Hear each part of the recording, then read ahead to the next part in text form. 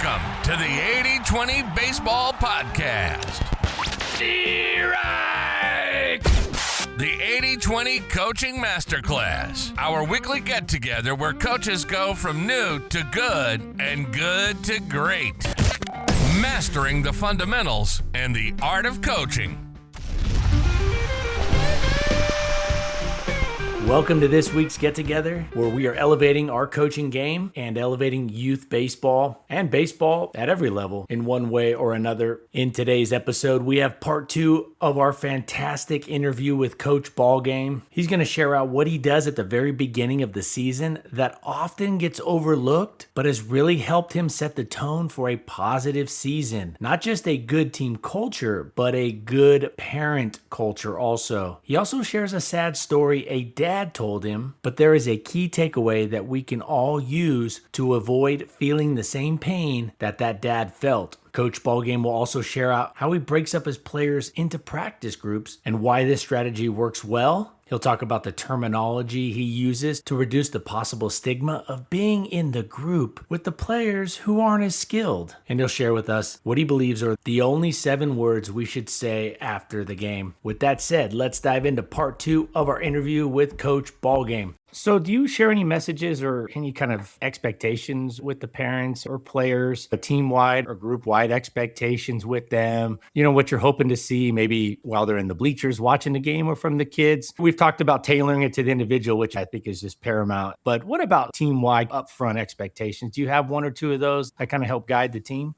You have to prioritize it, and clear communication with the parents is super important. So in our initial email that we just sent out, I was very upfront and clear. Have I ever coached soccer? No, but I know the mission is simple. We want these kids to come back next year because of the way I speak, because of my body language, because of my tone. So hopefully the parents immediately got the gist that I'm going to prioritize joy and character development way before any wins or losses and even skill development. And I'd like for you to get on the same page. I think it's way more important that I model that at the first couple of practices. If I'm yelling at these kids and demeaning them, then the parents, they're either going to hate me or they're going to do what I'm doing, and then the culture's toxic right away. I need to model right out of the gates human connection and curiosity for these kids' lives and what they love and meeting each kid on their own playing field.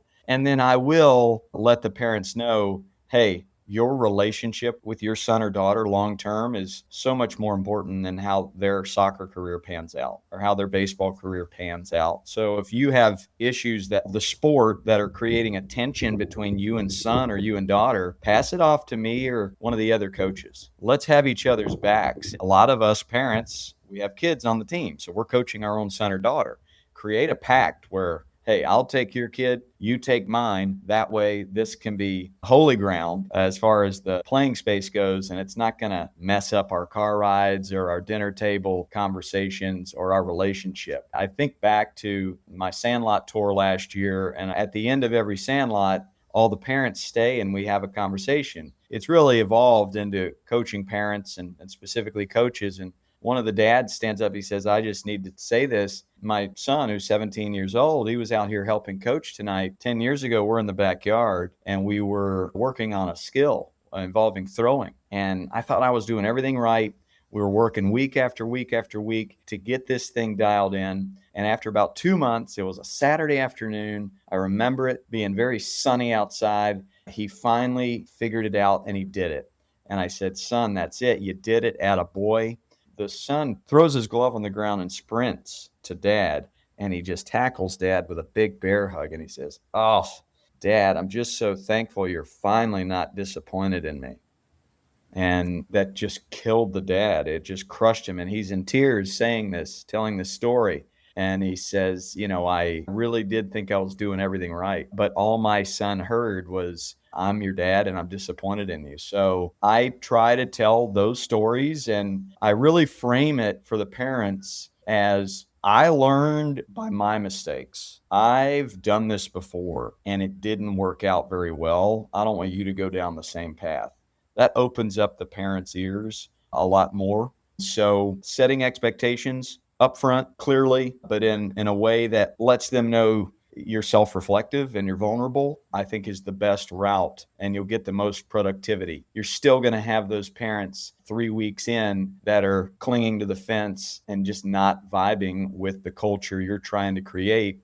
And sometimes you need one-off conversations, cups of coffee with those types of parents and listen to their story, because they're like an 8-year-old kid inside, and it comes out in helicopter parenting. And then if they're ready to hear it, you can drop the truth bomb. Hey, I noticed when you're not here, your kid's freer and they play better.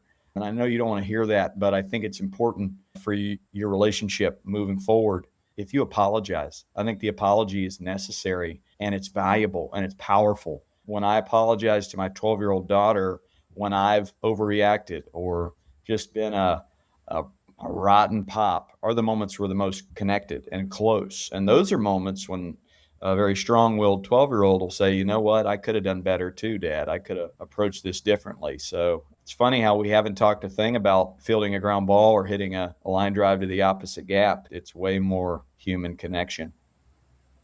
Well, the priorities, right? And you and I have made those mistakes and we've learned, and we're just trying to help the listeners. And you got to trust us on this, listeners. What Coach Ballgame is saying, speaking of throwing and catching and fielding and hitting, we still want to make that high energy. And I know you have high energy stuff going there, and we want to make that part fun. I think part of getting kids to come back is having some success, right? Competence breeds confidence. And I think having a kid get better and better, they're going to want to maybe come back next year, but you got to tie it all together. So let's look at that part of it. How do you teach skills of baseball, say the fundamentals or any skill, to younger kids in a way that keeps the high energy and builds real competence without getting away from those real core principles we've been talking about?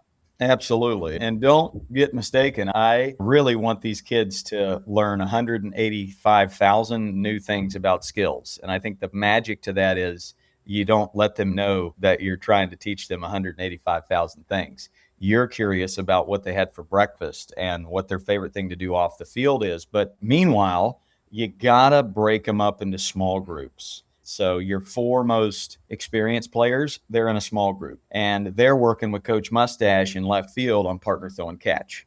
I think catch, throw, field, you don't want kids standing in line waiting for a fungo. You want them moving constantly. So by 4 kids doing partner throw and catch, or a square drill that is gamified, where you're creating contests and points games, they're going to learn so much more that way. And you don't have Benny the Jet throwing 98 to Smalls where there's a bloody nose. In center field, you got your Hambinos, and maybe they're doing hitting. But instead of hitting off of a tee into a net where 3 kids are standing around, you break out a blitz ball or a wiffle ball bat, some wiffle balls or foam balls, tennis balls, and you've got kids in a semicircle. I use these disc cones, and we have 1 or 2 coaches. And maybe this is where your 14-year-old, your 16-year-old big brother comes out and can help flip some wiffle balls or foam balls. And you've got kids taking 100 hacks in a matter of a 7-minute station. How to gamify that one. If they hit the ball, boom, give yourself a point. If you hit the ball and it hits a coach, 5 points, 10 points. Once the balls are depleted, every ball you pick up, put in the bucket is worth a point. So even the cleanup is gamified, and there's a contest there. And then maybe in the infield, we're working on ground balls, force outs at second. Maybe it's pitching, maybe it's base running. You got your smalls there, and then you rotate them through. So all the teachings can be perfect for each skill level. You're not announcing, okay, we got our worst players in this group, our best players here. No, but I like to use the word experience. We've got kids that have played a few years, all right, the most experienced. We've got our kids that 1 year in but are still learning. We've got our newcomers right here, and we're going to see if our smalls can teach our Benny the Jets a little something by the end of the year. Let's all try to improve. And, hey, maybe you get a big league call up, and up smalls, you've gone up to Hambinos. Hambinos, we're going to give you the big league call up there. There's some goal orientation to it as well. But I, again, have to meet each kid and get to know them before I can coach them. Some kids, I can tell they're musical. So I'm going to need to create a song about throwing a ball or running the bases to where they're going to want to run home, tell mom and dad, hey, learn this new song about catching, and I want to show it to you. Some kids, they want you to teach them like they're 18 years old, like how our college coaches taught us to play. So there might be that kid. You might have a kid that's crazy about superheroes or animals. So I'm going to reference some sort of superhero with my throw, or an animal reference like an alligator chop with my fielding of the ground ball. Almost all kids love competition. So I'm going to implement some sort of points game or contest with each of them. But I always tell coaches, if kids know you care about them as a human, and if they're moving, then they will love baseball and softball more. Create those stations to where they move. Don't make the stations too long. Have them rotate. I like to take little water breaks in between each rotation, and maybe bring two kids up that are improving or listening or making great choices. Bring them up to the stage and have them do a staring contest, or what I call an attaboy or attagirl challenge, where they just scream attaboy back and forth to each other. They're like, this is ridiculous and hilarious all at the same time. But even those 12, 13-year-olds that I coach through a 90-minute practice, when are they most engaged and laughing? Is when two kids are doing a staring contest. So I think those travel ball kids in 13, you need to be reminded louder of how fun baseball can be and how much you can learn at the same time. Yeah, I'm so excited when I get an email from a parent that says, I signed up for the character and for the joy and the stories that you tell. Meanwhile, my kid just got way better at the skills of the game. And I said, there's the secret sauce. They're learning without realizing I'm teaching. Fun and player development are not mutually exclusive. And the message sometimes in the baseball community is those are two separate things. You got to pick one or the other. Flicky calls it either or both and. It's never either or. It's not either let's have some fun or let's go win some hardware. No, it's both and. They're going to play better when they feel joy. I learned that from the Savannah Bananas. I've learned that from every major leaguer I've ever talked to. If they are nervous, if they're squeezing that ball tight, they're going to fail more often. So it's a both and. That is common sense, but common sense is novel in youth sports. That kind of ties in with the parents and coaches being tense around their kids or clinging on the fence. And then you have that message for those parents like, hey, they play freer when you're not here. Tense muscles are not athletic. They're tight. They're restrictive. So we've talked about developing connections. We've talked about practice, right there. You gave some great tips. Just one question on the game, like approaching a game as a coach. What are the main do's and don'ts during a game for coaches? The game is a celebration. It should feel like a birthday party to the kid. The hard work happened in practice. So if you prepare for your practices, have a plan, and you're doing all the teaching in practice, the game is meant to celebrate all the things we've learned and to focus on joy and being a good teammate. The kid is going to sniff out your body language or your shoulder shrug or your facial expression when they fail. They're going to look at you and they're going to hope that you're okay with that mistake they just made. They're very intuitive. They hear it, they see it, they smell it. If your feelings are hurt because of their mistake, they're going to sniff it out and they're going to go into fetal position. They're going to go, oh man, they might show okay, I'm going to do better next time. But no, they're so nervous and afraid to fail for the next time that there's no freedom. You want them making aggressive mistakes. Make those aggressive mistakes. I'm here for it. For coaches during games, it's a ton of unconditional positive regard for these kids. And how about a little bit of relatability in the moment? When you see a kid strike out 2 times in a row, you go give them a hug and you say, dude, baseball's hard, and I remember striking out 4 times in a game. See if you can catch up to me, buddy. Give that levity, give that humor. You might notice in a game a kid is swinging and missing because their head's pulling out. You might notice they're throwing that pitch outside because they're stepping towards first base, but at no point do you want to say what they're doing wrong. I think you can say it in 2 words, the do versus the don't. An example, they're pulling their head when they swing, and that's why they're 0 for 2 with a couple of K. Let's say it's no balls, 2 strikes. They're looking at you for help, and you're in the third base coach's box. What are 2 words that are going to get them out of their own head, out of their failures, and into one positive thought? For me, that's see impact. Boom. Can they see bat touch ball? And if they don't do it immediately, which they probably won't, and they strike out for a 3rd time, you're not throwing a fit. You're like, that's understandable because this game's hard and you're 8 years old. Finding little 2, maybe 3 at the most do's versus the don't. The brain doesn't understand don't. So teach the do's, not the don'ts. And that's the only teaching you should do during a game. There shouldn't be any pregame speeches other than I love you unconditionally, be great teammates, play with a joy unknown to mankind. There should be no post-game speeches other than where's the ice cream, where's the pizza, any work that needs to happen. We're going to sleep on that and we'll work on it tomorrow at practice. I love watching you play the game. 7 words, and this seeps into the parents too. That's the only 7 words you should say about the game in your car ride or at the dinner table afterwards. I love watching you play the game. Car rides are not meant for us to teach them how smart we are about baseball. It's about unconditional positive regard. The hard work will happen in practice. So that's game day. Coach Ballgame, for the listeners that don't already know about you, maybe you could tell us about what you're doing right now and where they can look for you, find you.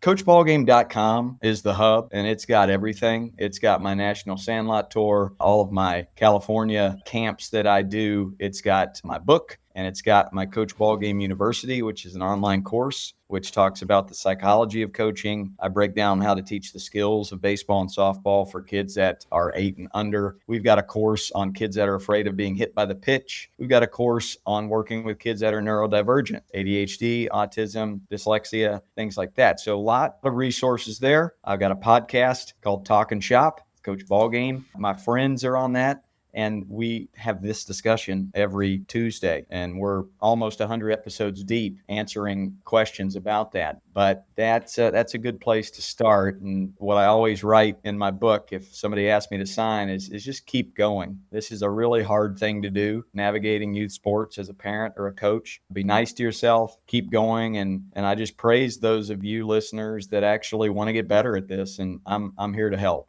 Well, the listeners on this podcast, Coach Ballgame, are here to get better. They're going to really love this message you shared. So if you want more from Coach Ballgame, you got the Talking Shop podcast, you got CoachBallgame.com, you got the Coach Ballgame University. Maybe you could share with the listeners the name of your book. Yeah, it's just Coach Ballgame. And then the subtitle is My Pillars of Coaching and How I Got There. With my partnership with MLB, I've gotten to meet all of my heroes, and I've always asked them questions that have made me a better mentor and coach. So all that into a book, all the lessons I've learned was important to me. And so it's my story. Kids love to read it. It's a great read for parents as well, and especially coaches that are trying to figure out how to coach kids. It's all of my mistakes. The first line of the book is I used to be a bad coach.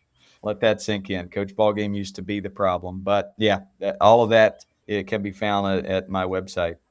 I'll put links to all that stuff, Coach, in the show summary. Hey, I appreciate it. Thank you so much, Coach Ballgame, for coming on. This was a blast. Honored, man. Thanks so much. Attaboy. Keep doing it yourself. All right, that wraps up the second and final part of our interview with Coach Ballgame. Just some really great takeaways there. Speaking of takeaways, over at 8020baseball.com, right there on the homepage, you can sign up to get a really nice one-page PDF emailed directly to your inbox every week that has the key takeaways, the key action items from each episode. Signing up takes 14 seconds right there at 8020baseball.com. And big shout out to all the coaches that are buying the 8020 baseball coaching system, the 8020 baseball coaching plans. The podcast here gets your mindset right. The coaching system, coaching plans gives you exactly what you need to go out there to the field to be awesome.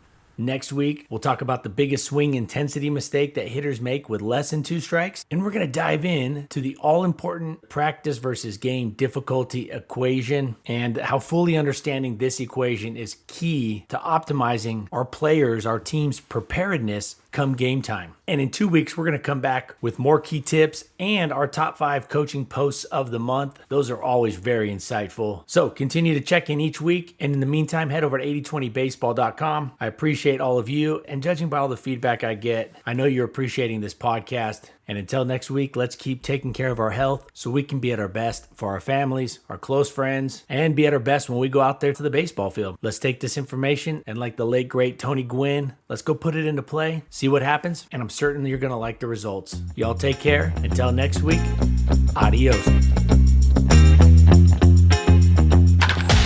This has been the 8020 Baseball Podcast, the 8020 Baseball Masterclass. We got this. Now, let's take the field.